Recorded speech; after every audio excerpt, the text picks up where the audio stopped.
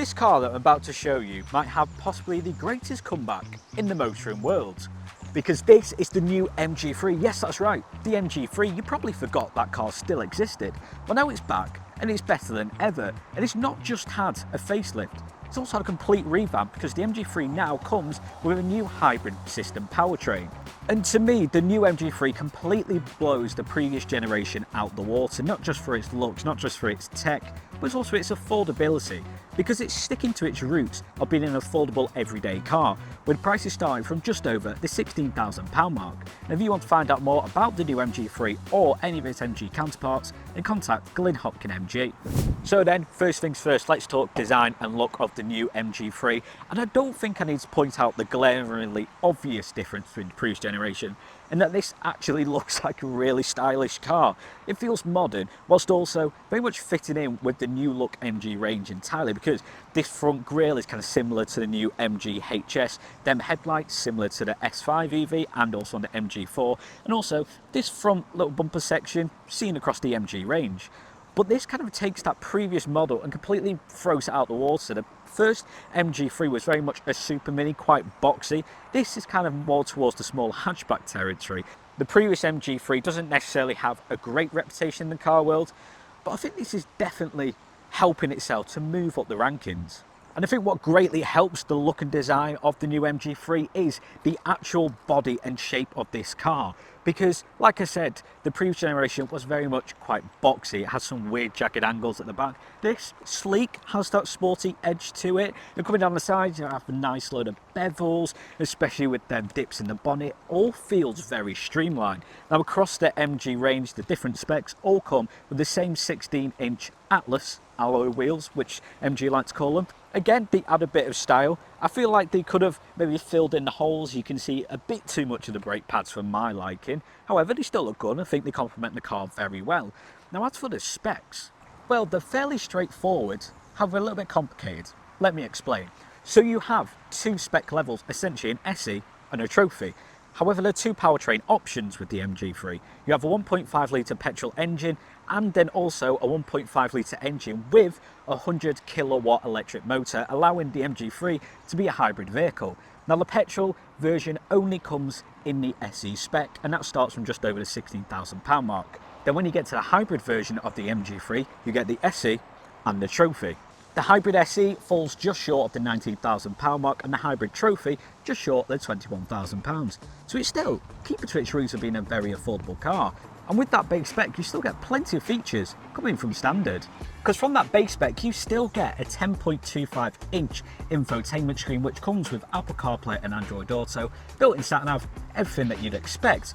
You also get a 7-inch digital driver's display, reversing cameras, hill start assist, lane keep assist, cruise control. The SE version of the hybrid also gets adaptive cruise control, so a nice little perk there. So it just shows that even if you get the entry level, the petrol engine of that SE MG3, it's not going to be compromised, and you're still going to be getting plenty of features to enjoy this car. As for the actual drive, well, it kind of performs how you'd expect it to, with kind of the name of the MG3 and also it just being an affordable hatchback. The petrol version comes with 0 to 60 time of around about 10.5 seconds. Hybrid, that knocks off 2.5 seconds, 0 to 60 time of 8.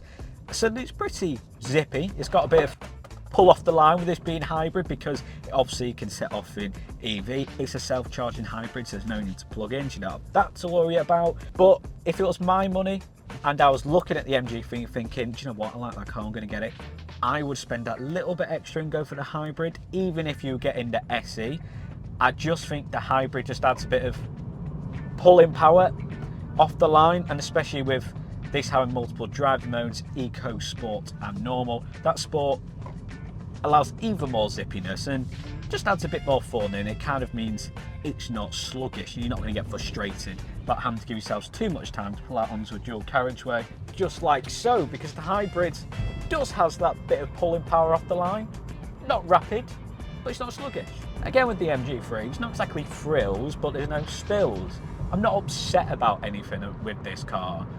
I wouldn't say I'm necessarily overjoyed with anything, but if I was to get one of these and I'm spending £19,000 for a hybrid car, which has fuel efficiency of 64 miles per gallon and has a bit of zip, has everything you need, reverse cameras, CarPlay. I would be more happy than I am upset with this car. Saying that, yes, it's zipping us off the line, but when it does reach the 35, 40, that's when it kind of starts to slow down, because that's when the petrol engine kicks in. And it kind of sounds like you're over revving, but it's not the end of the world. You've already joined the motorway, you've already left the roundabout, so 45, 50, that's when it starts to slow down. I don't think it's the end of the world. As for actual driver convenience, and I like these shortcut buttons, you know, to get to home. Just want to quickly jump out. You've got your volume controls, and the volume can also be controlled on your steering wheel. But you also have a bit more than what you'd have on normal cars. Your favourite buttons, which you can select in your infotainment screen, your settings, so you can switch it to your climate controls, you switch to 360 parking camera. It's all very straightforward. I think them 360 parking cameras that come with that hybrid trophy spec, bear in mind that's only £21,000 for a brand new car, and it has 360 parking cameras which also show you the distance between you and the object behind you. I think it's a pretty fair offering that MG are giving you. And one thing I think's interesting about the MG3, about all their facelifted models like the HS, like also the new S5 EV and also the facelifted ZS, is that they all are kind of the same car, all just different sizes and shapes. Because the S5 EV kind of just looks like a stretched out MG4, kind of signalling that they're the electric models that are on offer in the MG range. The likes of the ZS, HS, and now the MG3 all look pretty much the same. And I don't think that's necessarily a bad thing. I'm not trying to call out MG and be like, you're being lazy with your design. Because ultimately what they're doing is they're kind of making design that fits all, creating a character for themselves, creating an identity, and then also keeping the cost down.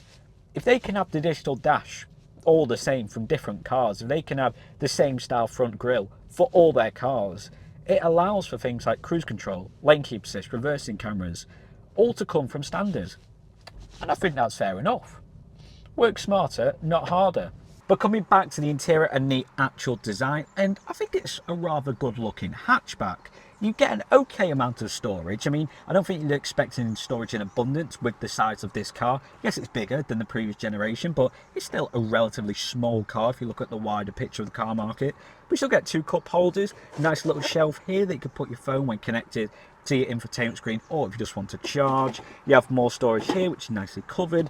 But for the overall finish, it's rather nice. Now, I will bear in mind that the car I'm currently sat in is the hybrid trophy spec, so you get them leather partitions on your seats with that fabric upholstery. But across specs, it's still a nice design. However, both SE specs only get fabric upholstery, just something to bear in mind. But you have a nice little cross-stitch pattern across your dashboard. There's no real scratchy plastics anywhere really. It's a little bit center console, but you have that metallic automatic gear shifter as seen across the MG range. Your digital dash does the job, does what it needed to do. It's not anything futuristic, it's not anything mind-blowing. But I think that's the beauty of the MG3. I don't think there's anything particularly mind-blowing about this car, but it performs exactly how you'd want a car to perform and offers everything you want from a car, but for a low cost price. Coming to the back seats now, and although you still get that same nice pattern on the seats, especially with this being the trophy, you get, you know, them leather and fabric as previously mentioned. It's a little snug, it's a little tight, but if you have young kids, they'll easily fit. Nice fixed points in the back, an okay amount of leg room. Now, being a 5'5" individual myself, I quite benefit from the leg room here because there's definitely enough for me. I would be comfy in this car. But if you were pushing 6 foot, then I'd imagine you might struggle ever so slightly. But you still have the comforts of air vents in the back. One USB charger. Again, I don't know why MG cannot do this. You see this across the range, that they only seem to have one charger in the back. A little bit frustrating. You have a little storage compartment here, 2 pockets, both on your armrest and also down here on the doors. Obviously, your pockets back of the seats. Not really too much to say about the back seats of this car. As I said when I talk about the front, it's very much a car of no frills, but definitely no spills. And that's what I like about MG and the new MG3. And I don't really want to say the MG3 is cheap and cheerful, because that makes it out that it's kind of a bit naff. It's cheap, and I'd say more pleasant. Not got anything really to complain about when it comes to the actual performance, when it comes to the driving experience. You have a lot of space, a lot of storage, design's nice, it's low cost, zippiness, really economical. To me, this is the epitome of the term car, because you hear the term car and you think, oh yeah, something to get you from A to B. And this does that. There's no frills about it, like I said. Gets you from A to B, and you can kind of enjoy this being a car. It's not overcomplicated like a lot of new cars on the market, and it's certainly not high tech, although you still get all the essentials, you know, lane keep assist, reversing cameras, as previously mentioned. But I just think all around it's a good offering. And I think fair play to MG for taking a car which I think everyone had completely forgot about. No one was really fussed about the MG3. I think everyone kind of thought, oh yeah, that's dead and buried, that will never come back. But now it is, and it's certainly better than ever. And if you want to test drive an MG3 or MG3 Hybrid, then contact Glyn Hopkin MG.